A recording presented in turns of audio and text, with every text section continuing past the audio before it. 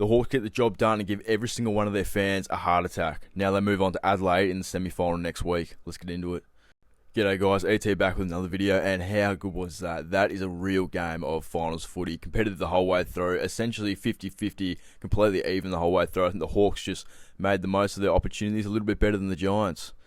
At halftime and even halfway through the third quarter, every Hawthorn fan booked their tickets to Adelaide for that game, and then we almost choked a 7-goal lead. There were a lot of momentum swings in that entire game, really. In the first quarter, the Giants pretty much dominated the first 8-9 minutes with 10 inside 50s to 1. Then a 50-metre penalty led to the first goal of the game, with Jai Newcombe converting from 50 out.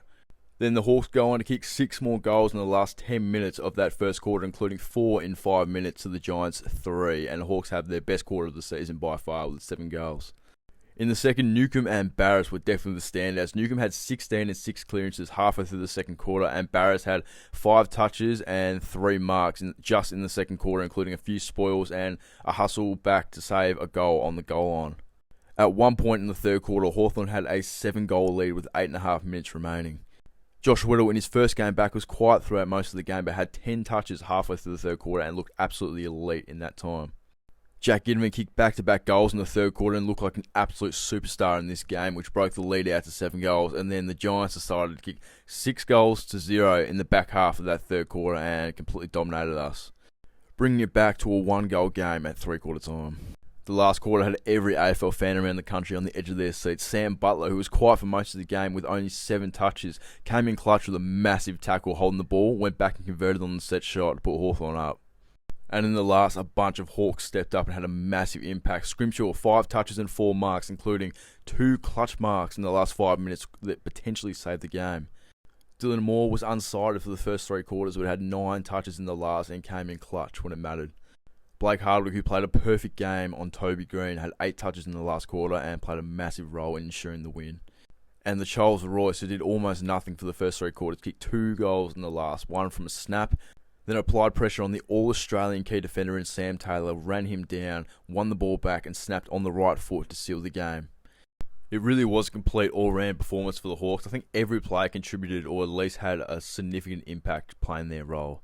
There were definitely a few players that were quiet for their standards, but they still had an impact when it really mattered. Like Dylan Moore, for example, had 9 in the last quarter after doing basically nothing for the first 3.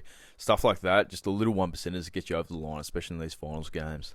Now let's look at who's getting the votes. Easily best on ground, Jai Newcombe, 32 touches and 1 goal. He's played 3 finals games so far in his career. He's averaged over 30 in all of them. He's a finals player. He steps up in the big moments, and yeah, you could tell he was working his ass off. A close second is Jarman Impey, 28 touches and 7 marks. Absolutely killed it off halfback, like completely dominated. Looked like an all-Australian caliber player. Jarman Impey, you're an absolute gun, arguably one of the most underrated players in the competition. The next few are pretty even, but I have Lloyd Meek, 18 touches, 8 tackles, and 40 hitouts. And him and Jai Newcombe, that duo in the midfield, I reckon Meek tapped it down to Nuke perfectly 5 or 6 times throughout the game, and that's the reason Nuke played as well as he did, and the reason Meek played as well as he did is because Nuke was there with him. So yeah, that duo is going to be lethal the next 3-4 years. And the official most underrated player in the AFL is Blake Hardwick. 20 touches, 5 tackles, and completely shut Toby Green down the entire day. Toby had 12 touches, 0 goals, and essentially no impact. Blake Hardwick, you're an absolute superstar, mate. Now, there's a bunch of players that had either their best game for the club or one of their best games from the club. Really, everyone seriously stepped up in this game. Ginnivan and Seamak both had 17 touches and 3 goals each, and they look like genuine superstars out there, especially Ginnivan. He got the ball, his snaps for goal, he just looks so smooth, confident, and relaxed. He really looks like a future superstar in the making. Seamak as well. Yes, he's been a bit off this season, but people forget he had an ankle injury, so it takes a lot of time to get the fitness and the aerobic ability back, you know what I'm saying? So yeah, he played one of his best games for the club. 17 and 3 goals. Could have been 4, but he missed a set shot. But yeah, those two on the half forward flanks, mate, especially high half forward, the role they play, they looked elite today. Absolutely elite. Gunston also had 3 goals. Didn't have a lot of the footy like usual, but he just made the most of his opportunities and had a serious impact. Tom Barras also, he didn't have that much of the ball, only 8 touches, but his second quarter was easily the best for the club so far. 5 touches, 3 marks, a few spoils, and he hustled back to touch the footy on the line to save a goal. So yeah, his second quarter, he looked like an All-Australian. He looked so good. Jack Scrimshaw, 13 and 7 marks. The numbers don't jump off the page, but his last quarter, 5 touches, 4 marks. Like I said earlier, 2 marks in the last 5 minutes, and they were super clutch. I think he only lost one out of probably around 15, between 10 and 15 one-on-ones. He only lost one, I think. He was so solid all day. When Scrimmer is on and he's attacking the footy and he's playing aggressive, he is so fun to watch.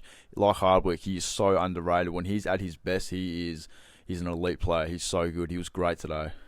Weddle was quiet for most of the game, but his third quarter, like I said earlier, hit 11 in the third quarter and 10 were at the halfway point of that third quarter. So, yeah, he was hustling, he was contesting, and he was competing really hard. I thought he would hold back a little bit with that back injury, but he was serious competing, going for marks, running down tackles, just going for the hard ball. He was seriously good today, especially in that third quarter. The Charles Royce in the last quarter coming in clutch with 2 goals. Also had 7 tackles. His pressure, especially when he played that little bit of time in the ruck, his pressure was so good. There were probably 3 or 4 occasions, maybe even 5 or 6 occasions where he didn't get a tackle, but he applied the pressure and just impacted the footy as much as he did. And it's so underrated. He's one of the most exciting defensive players to watch in the league. It feels so weird saying that, but when he's chasing and running down, he is elite, one of the best in the competition, especially amongst the big guys.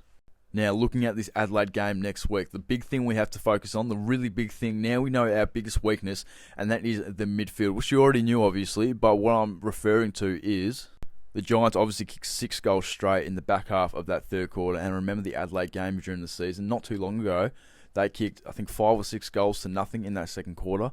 Hawthorn have patches where we either switch off or we just get tired, and we concede a big bunch of goals in a short period of time. Now, we know that's a big weakness, especially when Newcomb's off and the rest of the midfield is tired. I think we need another on-baller. I know Sam Butler, he only played 60% game time today, 7 touches, but he had an impact with that big tackle in the last quarter and a goal. But I think we really need one more on-baller, or at least bring Morrison back in for CJ, or we need something more, just a tiny boost in this midfield to prevent what happened in this third quarter. I think bringing Huswaite in is an absolute must. He just had 37 in the VFL yesterday, and if you haven't seen already, Bodie Ryan kicked a goal on the siren to win the game, and the person who kicked the ball to him was Huswaite with about 30 seconds left. So I think this is an absolute must. Because this has happened twice now, obviously in the third quarter and last time we played Adelaide. Now we have Adelaide again in Adelaide, and the finals atmosphere, the home crowd advantage, it's going to be a big impact. And I think let's not put it off. We have to fix our weakness, which we know what it is now. It's happened multiple times, and it's a must-do. It's a must-do. Comment down below. Let me know what you think. I don't care if you say Huswaite isn't ready, he's a step too slow, he won't be able to keep up with the finals type atmosphere, but we need to do it.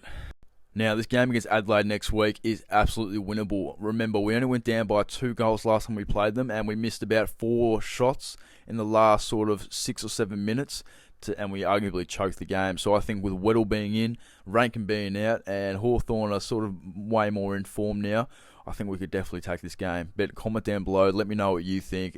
We're not going to win by more than a goal or 2, but yeah, looking forward to it.